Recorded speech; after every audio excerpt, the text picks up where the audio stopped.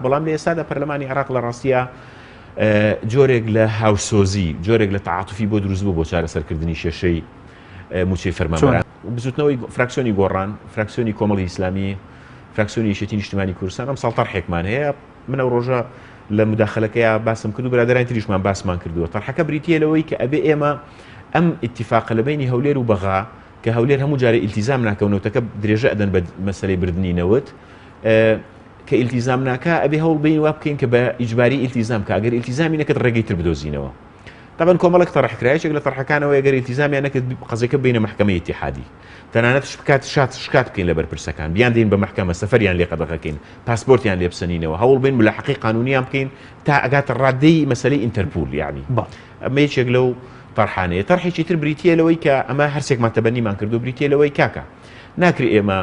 هەتا دانیشین بە دیار سیاسەتی پارتی و سیاسەتی پارتی لە ڕاستیە بریتیە لەوەی کە قۆڵی هەموو مجتەمەعی کوردی بادا لە ڕێی پارەوە بۆیە ئاسایی ئەگەر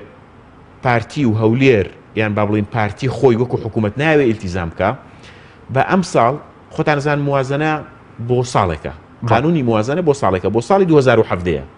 با بۆ ئەم ساڵ بەغداد ڕاستەوخۆ مامەڵە لەگەڵ پارێزگاکانە بکە